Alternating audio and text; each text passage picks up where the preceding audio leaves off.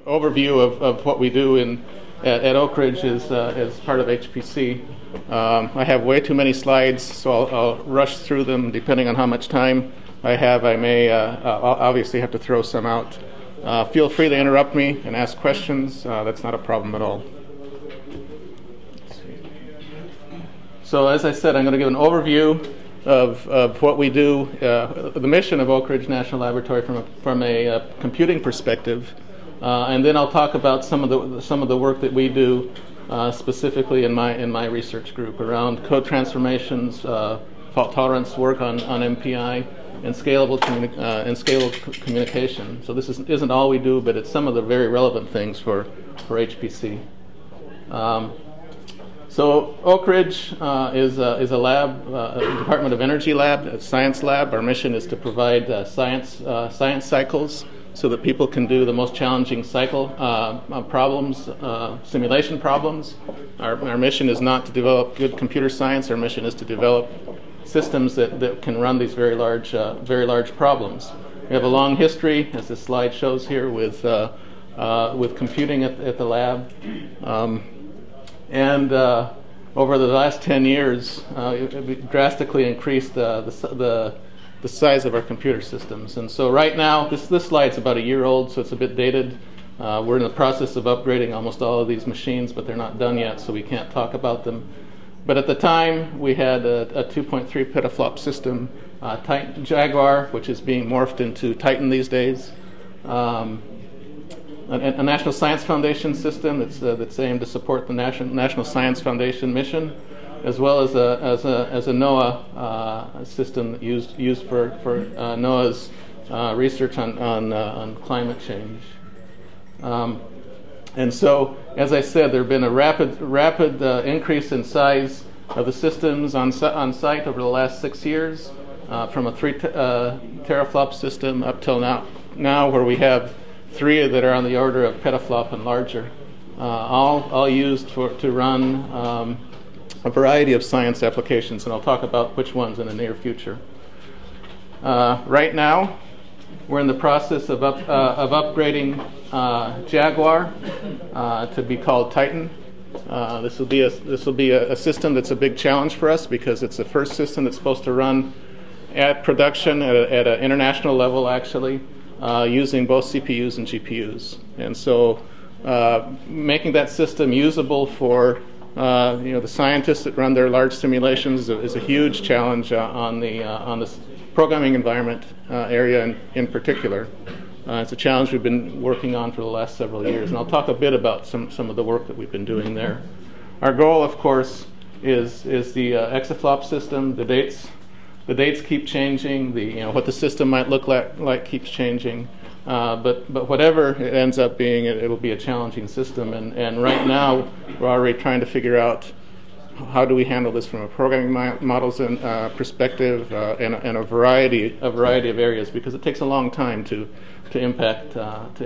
change software, change how applications use systems. So as I said, our mission is not to build large machines, although that's probably what people know us most for. Number 1, number 2, depending on what year this is, on top 500. The mission is really to run science, and run science on these large machines, and be able to do simulations that one can't do on smaller systems.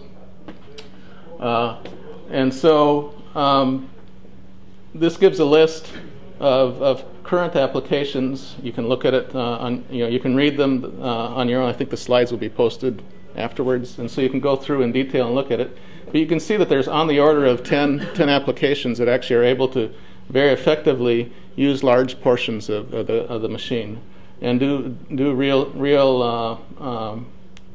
science and advance the science. And that's really the mission of the center, is to be able to run these sort of computations, and that's why we're looking at exascale computing, to be able to do things that people can't imagine and can't even come close to doing now. Being more on the computer science side of things, my interest, of course, is in the supporting technologies, and that's where all our focus is, and that's what I'm going to talk about today. And so, as I said, I'll talk a bit about some of the computer science that we do in support of this mission. So different portions of our work are at different levels of maturity. And so for some of them, these are things that we've only been working on for a very small number of years and don't have a tremendous set of results to show yet. The last set of things that I'll show, I'll have quite a few results to show because we've been working on those for many, many years. So the first challenge that we face is that of moving simulation codes between very different architectures. So historically it's taken on the order. If you look at the transition that it took to go from vector-based computing on the craze to microprocessor-based computing that goes on now, it takes about on the order of 10 years to migrate a full set of production codes to be able to actually use these sort of systems. 10 years is a lot of time. It's a lot of wasted cycles that you can't do the science you want to do. And so part of what we're facing another big transition now going into exascale in terms of our immediate machine is a GPU-based system, mixed CPU GPU-based system. The systems that are coming down the pike, exascale, people are going to be very, very challenging. And so from an applications perspective, developer's perspective, and so one of our challenges is to see how can we leverage existing technology and develop new technology to help in that transition, to help make the transition go quicker. What things can we automate? What things can't we automate? And the user still has to be in the middle. And so really the sort of systems that we're targeting are ones that have a very large number of compute elements. Now it depends on what you count as a compute element. Do you count a GPU as one compute element, or do you count it as several hundred? Those arguments probably are not that relevant. The point is you have the level of parallelism that people believe is going to be necessary to make effective use of these machines is on the order of 10 million, 100 million, or something like that. And we say this without blinking an eye. Where today we have, you saw, 200,000 cores, which is the size of Jaguar. 300 cores is what Titan's becoming, plus GPUs. You saw, 10 applications could use it, currently. What happens when you take that up, several orders of magnitude? I mean, the challenge is huge, and so we need to rethink how we do applications. Also, the challenge of having different functional units. So right now the systems look like a GPU and a CPU attached, or maybe with Mike is coming along and is changing that a bit. But the point is that full expectation is to have different type of compute elements on a single core. They may be sharing memory, they may not be sharing memory, they may be sharing parts of memory, not all of it. And so the complexity of dealing with that from an applications perspective, who doesn't care about the details of the system but just wants to use the system to do the simulations they need to do, is tremendous. Memory hierarchies are becoming very deep. The cost of moving data around in memory is expected to be the most expensive part in terms of the cost of running such systems. And so dealing with these memory hierarchies, minimizing unnecessary motion in the hierarchy is a big challenge. And the additional challenge is to deal with failure.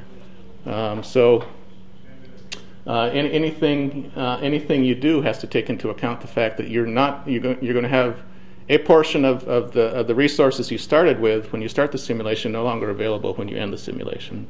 And so programming environments need to be able to deal with those sort of problems. As I said, we're really targeting full-scale applications. Science is what the center is about. We're not targeting LinPack. We're not targeting simple toy-like problems, and so that complicates things tremendously.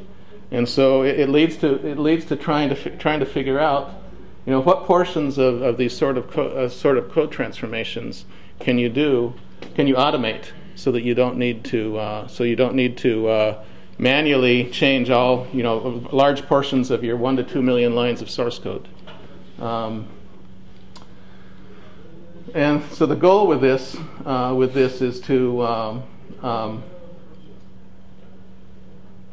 see how what portions of existing codes the transformation to new architectures, which portion you can of that transformation you can automate, as well as help. 2 million lines of code. How are performance critical? That varies from application to application. So some applications it might be a small number. We have in the context of Titan, for example, we have 6 applications that we're focusing on to port. Of those, one particular application, it's I think it's a groundwater simulation code. It has about 100 core routines, of which they have a very, very flat profile. You may use 30 of them in a given simulation, is my understanding. So they take 1% to 2%. So a code like that. And when I talk about real production codes, that's the problem. In real production codes, the portion of the critical time, the portion of code that takes a long time to run, it actually is pretty large. And so you can't just pick 1 or 2 routines, the way we've been doing and getting away with for quite a while. Again, if you have some codes, of course you can do that. Some codes are small enough just to be able to rewrite. Some codes are simple like that. And actually, the ideas that are being explored right now is how to make it much easier to rewrite. How to put together programming models that make it much easier to rewrite things on the fly. And so within my group, this has spawned two different efforts. One called Hercules and one called Klonos. The person one of the people that's involved in these is a Greek national, so obviously the names he chose were Greek names. The idea behind Hercules is to basically let the user define a pattern that they would like to detect within their code, and define the transformation or a series of transformations that they would like to apply to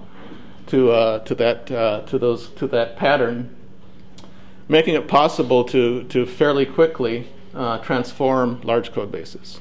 So one of the things you might do is you might look for loop nests that vectorize very well, so that they run well on GPUs. You may look for other patterns. You may look at a combination of a pattern as well as performance data with it to figure out if you really even need to pay attention to that piece of code, and the like. And the overall, the goal of the effort is to try and figure out longer term how to raise the abstraction of the representation of the application, so it makes it much easier to make these changes between between architectures. The other project, Klonos, it's directly aimed at trying to understand the question you asked is I have a large code base, I have 1,000 a large number of routines. Which routines are similar in terms of some metric? And I'll talk a bit about it later on. And the intent here is really to help reduce the number of lines of code that need to be focused on for the transformations. And so you can find, for example, that there may be 30 or 100 in this case, 100 routines. There are really only maybe 4 or 5 main motifs in terms of the computational nature of these codes. So if you can focus on those 5 different motifs and apply those same principles across the rest of them, potentially you've saved yourself in practice, 3 months worth of work looking through the code. I mean, this is real measured data, and then however much time it takes to actually apply the transformations. So these are ideas. Don't know how they'll pan out, but they're going in the direction of trying to understand how to make very large code transformations on large code bases, so that we can shorten this 10-year period of moving between major architectures to something on the order. The goal would be on the order of a year or so to be realistic. But again, these are early in terms of the research, and don't know quite how far we will get with them. So just a few things about Hercules. So the intent is to help not just first of all let the users define patterns, and so make it possible for them to find patterns that are appropriate for them, that may be fairly complex, but that they understand and they know their code and can actually know what to look for in their codes. The idea too is to sort of be able to keep this as in a historical database, just like a compiler does, and use these sort of analyses and transformations in the future. And really, as I said before, it's to deal with the problem of the fact that we always have to adapt to new architectures, and the goal of a scientist is not to go and continuously change their code, but to do science. And so whatever we can do to help that is really the goal. I won't go into much detail here. Let me go. We're sort of short on. I'm short on time here, so I'll have to hurry through this. Here's a brief diagram of the architecture. We use a compiler infrastructure to look through the code for various facts that are defined, translate those into an IR. They're actually the patterns are actually written in the native language the program is written in, and so the user doesn't have to go and learn another scripting language or something like that. Then go to a pattern matching the engine. We use the Open64 code base. The NVIDIA and Pascal compilers all come out of that same code base, and then we can do either source-to-source transformation or directly to object code transformation, and then go work in a cycle like this, and change the code. So just to give an idea, I don't expect anyone to actually look at this in detail. The intention, the main keys here. This is something that the user would have written. They're looking for something that has this sort of pattern. The pattern doesn't need to be specified exactly by any means. You notice that there's only one line here detected. This is closer to the original source code, and if you notice, it has other code in there. It sort of ignores code that it doesn't need to care about. And the user also provides a recipe for doing the transformation. In this case, the only thing it did, which is pretty simple, is create an OpenMP shared region. And so with a recipe like this, you can apply it to multiple places throughout the entire code base, doing this interprocedurally to be able to find regions in this case that are usable for they're candidates for OpenMP parallelism. Very, very quickly switch to Klonos. The idea behind Klonos is to represent the code is sort of reduce the amount of information and represent the code either data structures or instructions with some sort of sequence of actually letters. Very similar to genetic sequence. We take those and actually run these through the codes that people that do gene sequencing use to find relations between the codes. Of course, the quality of information depends on how well the compression is done. If you take out the wrong stuff, then you lose. And if you don't look at the right stuff, then you still lose. But this is early on. There are a couple papers out on it and trying to understand could this be a way to help traverse through the complex through trying to understand code structure and code transformations. It's not straightforward by any means. Let's see what's worthwhile saying about here.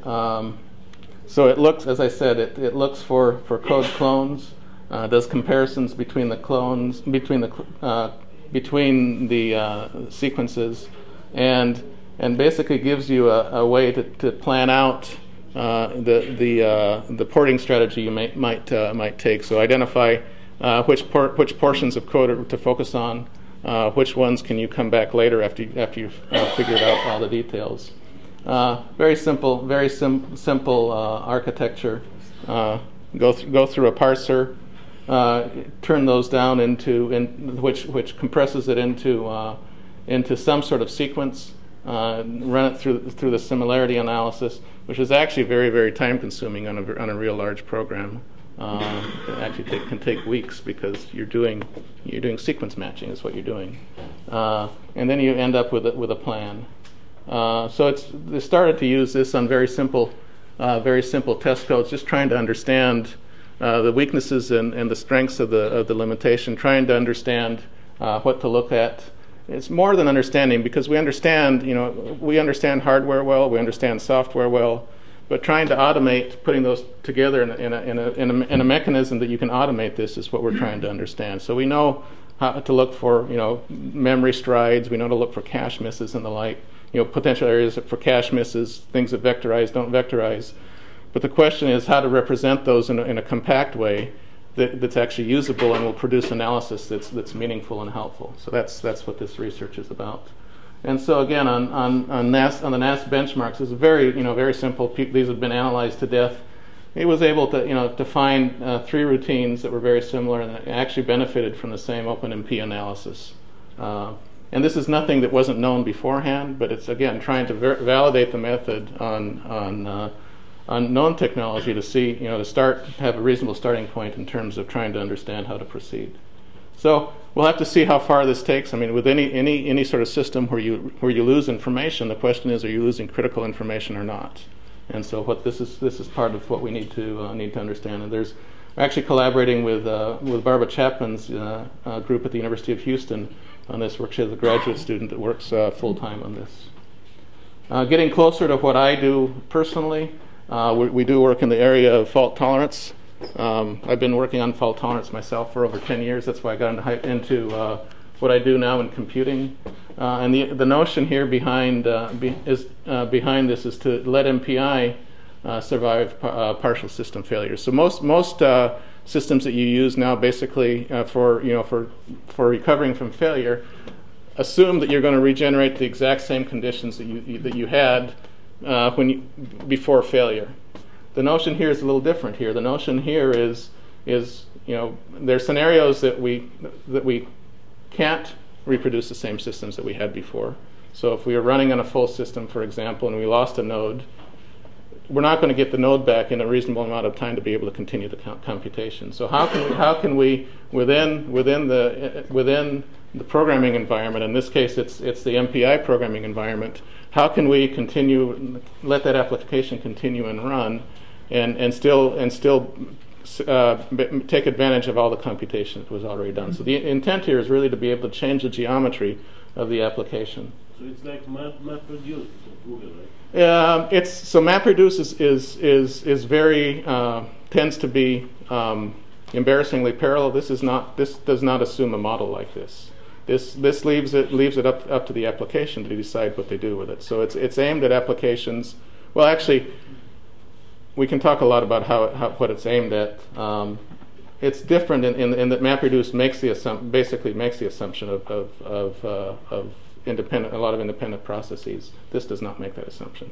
This actually says nothing about the MPI, about the application itself. And so there's several ways that one could use it. MapReduce would be one that's sitting on top of an MPI would be one of the ways that this could potentially be used. Because right now, in today's MPI, if you go look at the standard, if there's a failure, it's completely undefined as to what will happen. And all implementations that I know of, 100% of implementations that I know of, and I've implemented 2 of them myself, will stop. So the people, this is a list of people that are currently working on this problem. So the work is in the context of MPI. It's nowhere MPI specific. A practical matter is none of the other programming models even address the issue of failure. So the fact that we're doing stuff that's not MPI specific can't be taken advantage of it until things like SHMEM or the like, or UPC or any of those languages provide the flexibility of one being able to change the number of processes in the job. So don't need to dwell a lot on this. Failure is around us. Failure has been around us for quite a while, and over the close to 15 years that I've been involved in HPC, you can look at systems, and slowly the number of usable cycles that are available to users on these very large systems is going down. I mean, if you keep the size of the system fixed, it's actually going up because the hardware is becoming much more stable. But because we're trying to grow much larger systems to do much larger computation, the problem that we're facing is becoming much more serious. And so the intent here is to be able to survive some sort of failure and continue. I draw this picture in the sense that we're really aimed at very large scale. Small scale, do a system level checkpoint restart. It's not going to cost you a lot. There's really, those solutions exist. You're not going to stress your I/O subsystem too much. But when you get to the order of hundreds of thousands and to millions of compute elements, you need to take a different strategy. And because I have only 15 minutes, I'm not going to talk much about this. It's aimed mostly at dealing with applications that themselves can handle faults. Algorithmically, they can handle faults. Of course, the simplest ones are master-slave ones. Sort of more, maybe not embarrassingly parallel, but embarrassingly parallel in chunks. It doesn't have to be a single process. It can be a group of processes. So these are obviously the first candidates to use this sort of method. And these are the ones, when starting to use the prototypes that we have for this, these are, of course, the first ones that have used these because they're the very easy methods. They don't take a lot of thought to figure out how to use them. And so basically, as part of this process, what we're doing is we're redefining the MPI standard in such a way that it can survive failure. So that redefinition of the standard is going on today. I actually share that working group. My postdoc actually does most of the work on it. And we're hoping that this will be in as part of the standard, I think in September is when we're supposed to vote on that. So the point here, the only point from this slide, is fault tolerance needs to be throughout the entire stack. We're focusing here on the most applications use MPI today. Most scientific applications use MPI today. I'm actually surprised at the number of applications that are non-scientific that would like to use MPI that don't use MPI because it isn't fault tolerant today. And so that's the focus of this effort. The notion is basically to be able to, if you start with a group that has 8, or a communicator in MPI speak that has 8 processes, and you lose 2, you can still continue running with the remaining 6 and run correctly. You don't have to lose all the data that's associated with the others, and you can continue to run. And of course, you have to have applications that can work under those scenarios. I won't. So the intent here is, this is a slide on point-to-point communication. So if you're running, you lose process 2. You should be able to continue running now in the absence of process 2. You can't use it, of course, but you can continue running in its absence. And I should say that the next step is to be able to add process restoration to this. But that's not part of what we're proposing for the standard today for just timing reasons. And so ideally, at the end, you can bring back in a new number 2. And again, if the application can pick up from there, it can continue. So it's more complicated than replicating. It doesn't. Replication can happen underneath the covers. That's a separate issue. These aren't necessarily tied to each other at all. So replication happens today. People use replication today. Sandia has work in that area. There's several of them. Sandia is the one I'm just most familiar with, where they do replication. And that works today. I'm sure they have to do a bit to the implementation to be able to bring in that new processor. To the MPI, but the application doesn't need to be aware of that. This is different. So they're orthogonal is the point. And so just in terms of performance, the sort of performance that people care about most in scientific computation, which impacts the performance of the applications by most, and that's actually what I'm going to talk about next, is the performance of collective communication. And so we have one performance slide of the impact of number of failures on the performance of barrier at 256 processes. So there are a number of ways to deal with a failure. One, you can acknowledge the failure and just rework the trees that you use for these computations. The other is you can reroute around the failure. And we're comparing it to a cost of barrier when you have no failures. And so the point of this slide is if you're careful about your implementation, the performance penalty that you take for being fault aware is what we call this is actually very small. And so there's hope here. There are a lot of details here that we'll talk about offline. So the part that I like talking about the most, but only have 10 minutes left to talk about, is work that I've actually been personally involved in for about 3.5 years now in terms of scalable collective communication. That's the main reason I'm here in Israel, is because I've been working with Mellanox for the last 3.5 years on this sort of problem.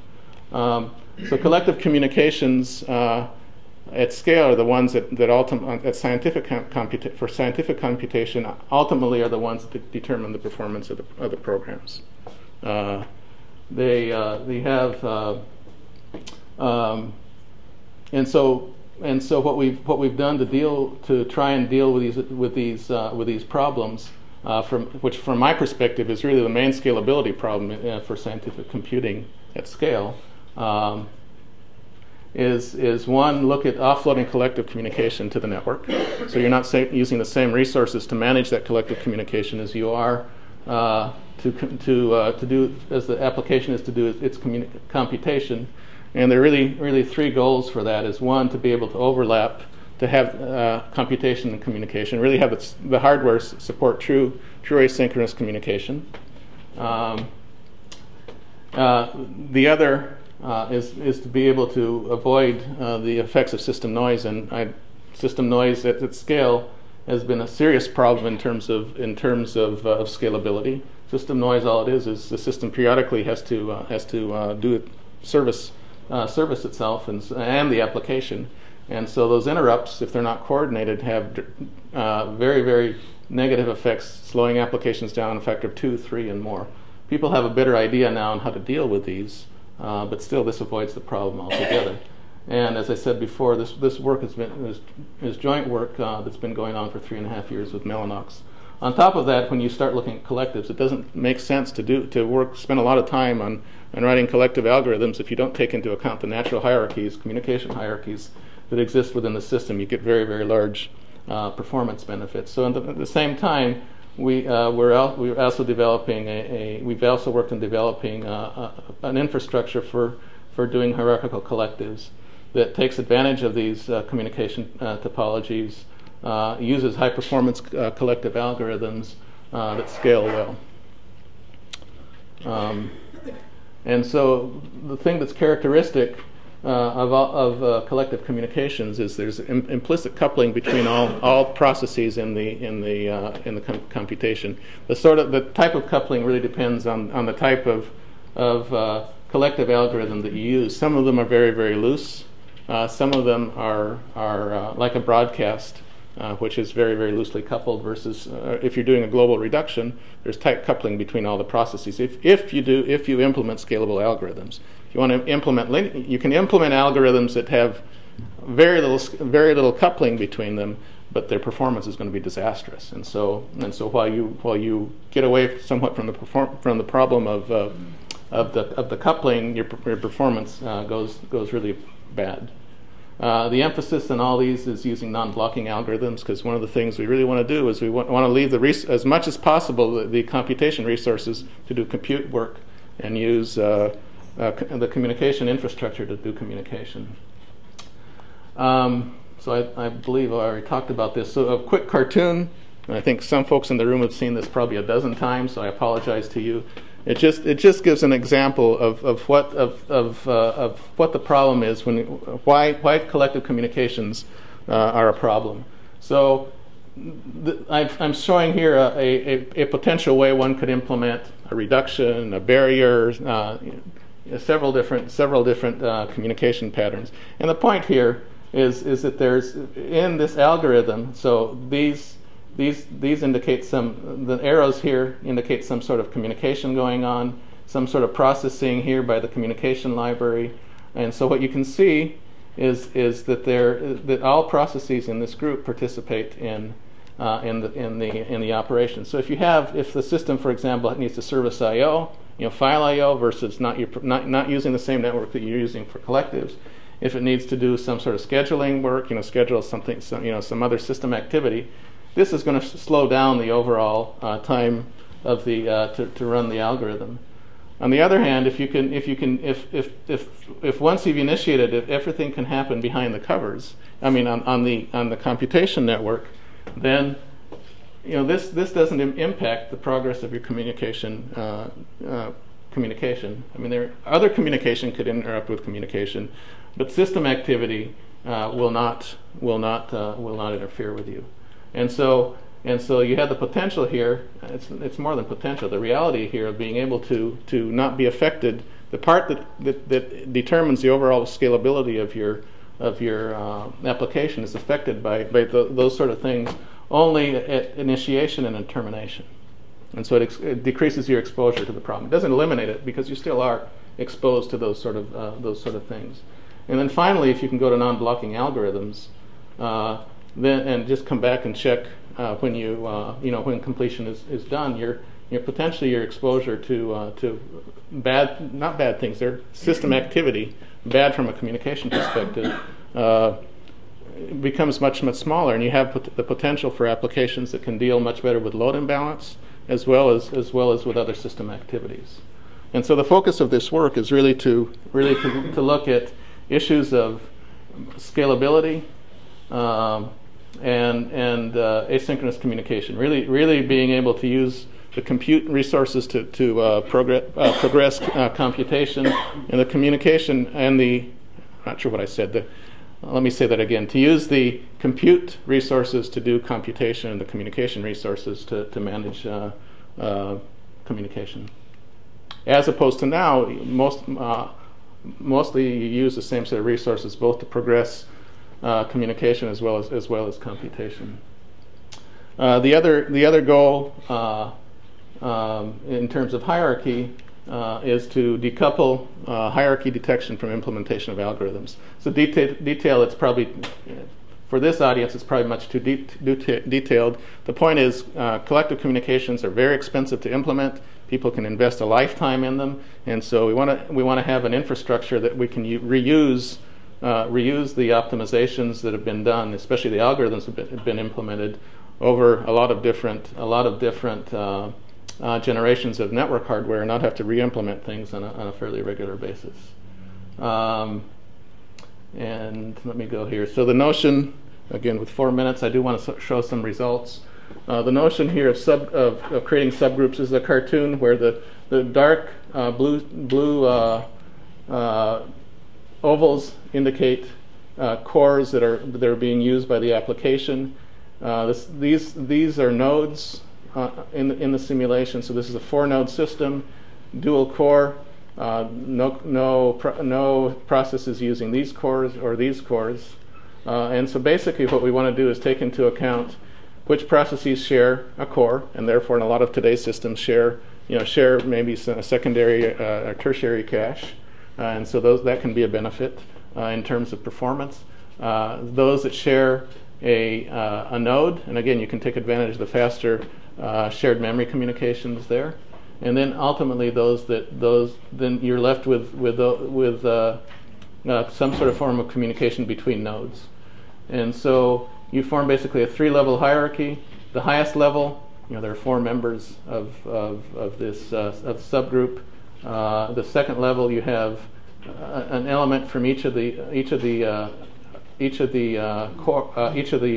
sockets, and then at the lowest level, you're sharing sockets, or the processes that share sockets. And so those are the sort of hierarchies in this case that we're using to try and improve performance of collective communication.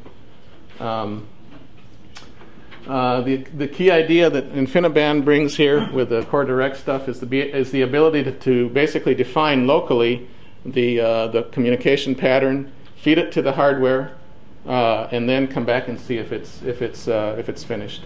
There are a few hardware changes that were made to the Mellanox version of InfiniBand, adding some hardware synchronization primitives, and those are the ones that make it possible to do this sort of coordination. You'll see I'm going to show some results here from a variety of systems, actually from 3 different systems. The optimizations that we have enabled now are one for shared memory, both socket as well as just those that share the same unit. Communications that just use point-to-point communication, MPI's point-to-point communication. So all this was implemented in the context of OpenMPI. And then also use the offload capabilities that IB Core Direct offers. So this particular set of results was run on Jaguar. Jaguar at the time had C-star network. This is the barrier performance, and we see that the blue line here, as well as the green line, are implementations, are part of the work that we did. The algorithms we named the library Cheetah. You can see at small scale. So again, remember that I'm used to a system that's 200,000 and now 300,000 cores. So to me, 10,000 is very small. And so when I say small, that's the frame of reference I'm coming from. So at a relatively small scale, we're comparing this with CrayMPI.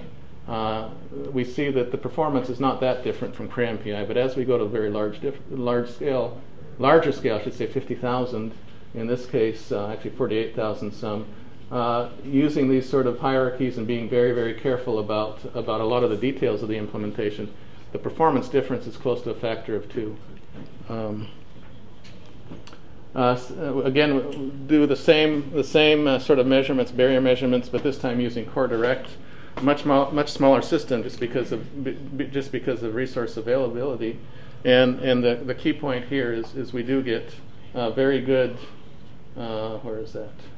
very good performance when we use the IB offload capabilities. I don't believe that this is. Yeah, this actually does take some hierarchy into account in the computation. This is a bad slide, so I won't talk about it. I'm not sure what happened in the transition. This is barrier. Again, 4K bytes. I'm out of time, so I'm just going to run really quick through a few slides of results. We see that using this approach gives us again a very big performance advantage at scale over CrayMPI. I'm not sure what happened with those small figures. Then a similar thing with all reduced, which is actually one of the really important